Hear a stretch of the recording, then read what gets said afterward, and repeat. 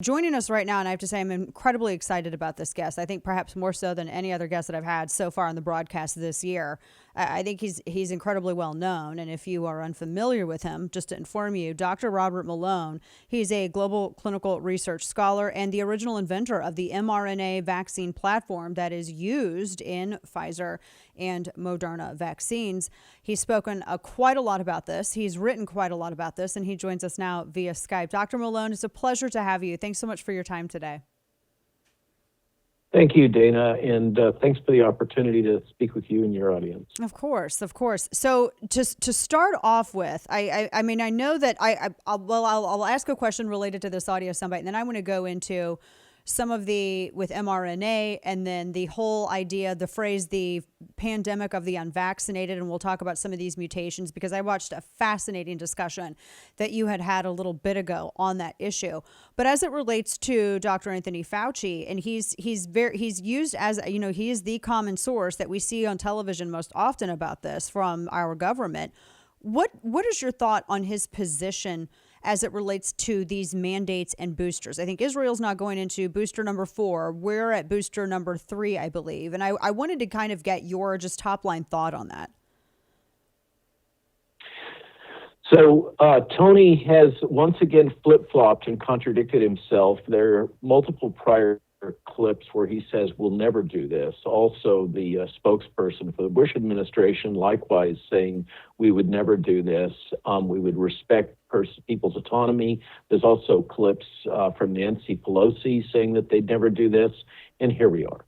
Yeah. This is absolutely not legal. They have gone lawless. These are unlicensed vaccines. And it is absolutely contrary to the Nuremberg Code and the common rule that's in federal law. Mm-hmm. They are mandating, and the most obscene thing is they're mandating jabs for children now. Yeah, the jabs for children. I think that there was something else that came out about that just this afternoon as it relates to those boosters. We're talking to Dr. Robert Malone, who's the original inventor of the mRNA vaccine platform. So explain to us, what is the difference between the original traditional vaccines as we know it, that use, you know, either a dead or inactive portion of a, you know, particular virus that, you know, that we use to kind of spark our immune system, and the mRNA technology. Explain to us a little bit the difference between this, because there's, of course, you know, people talk, and I don't think that we haven't heard a lot from the administration. I kind of missed the task force briefings. So, Jana, we're in a tight environment in terms of our airtime here, so I'm going to be brief. The bottom line is that all 3 of these vaccines available in the United States are gene therapy applied for vaccination. The adenovirus is one technology, and the 2 mRNAs are another technology.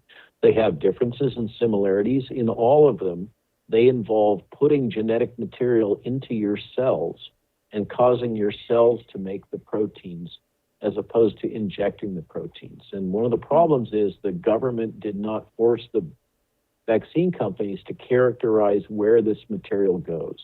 We now know that it spreads all over your body. It doesn't stay put, which is what they originally advertised. But there's a whole lot of things that they've said about the nature of these materials and their mechanism. It just turns out to be either false, flat out false, or they didn't have the data to support their statements. Yeah. And in the beginning, you've been very forthright in that. Well, of course, you know, if you're protect those people that have comorbidities, protect the elderly, you know, protect the individuals who may be at risk, but mass vaccinations, mass injections. And I watched a very fascinating conversation that you had recently.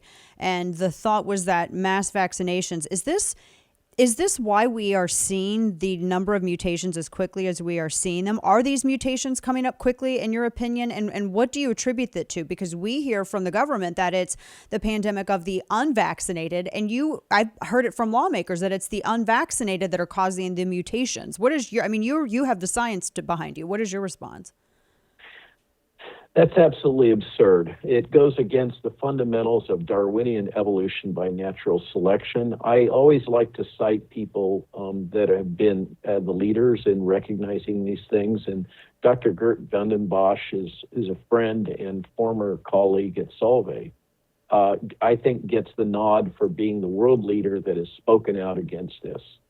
early on. So the truth is that many of these genetic selected escape mutants or superviruses or whatever you want to call them, in the sense of super bugs that evolve when you're administering too many antibiotics, it's quite clear that many of these mutations are being driven by the evolutionary selection imposed by the vaccines, not because of the unvaccinated.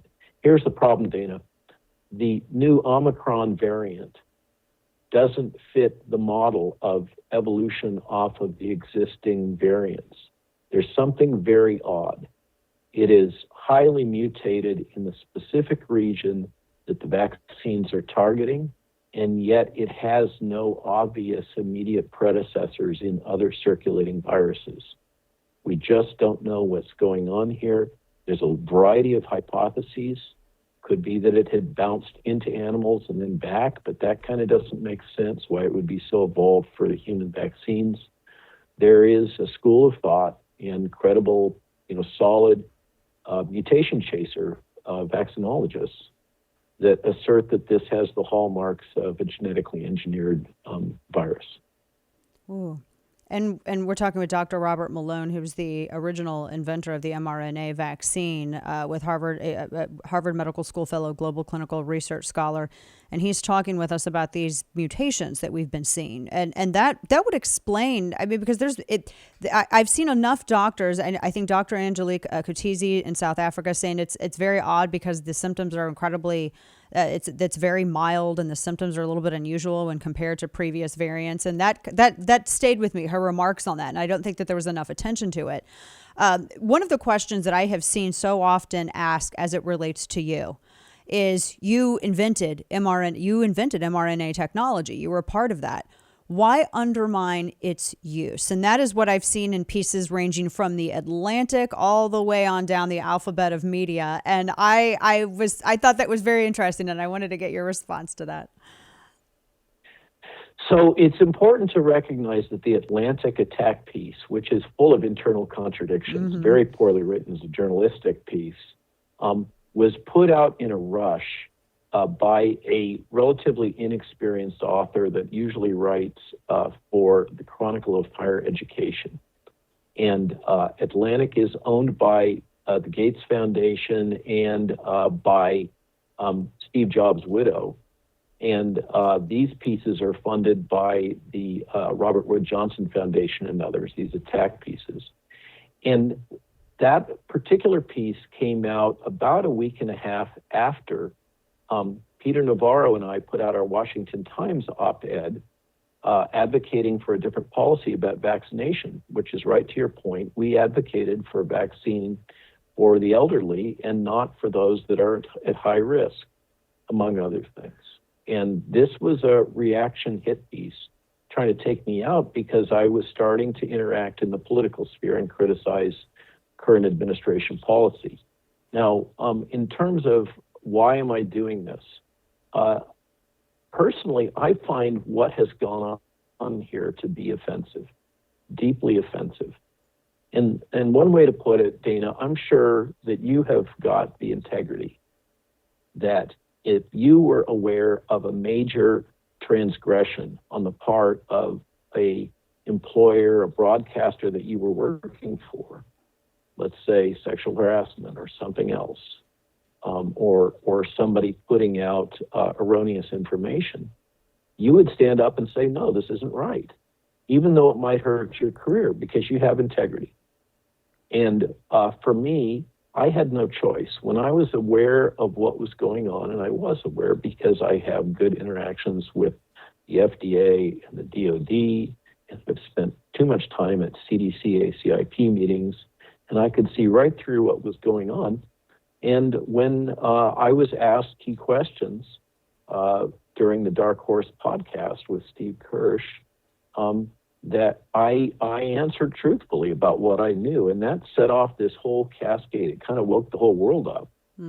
But I have a personal. I feel that my profession, the things that I've been taught over 30 plus years of training and practice, are just being destroyed by this mad rush to breach all prior bioethical norms and normal practices for product development.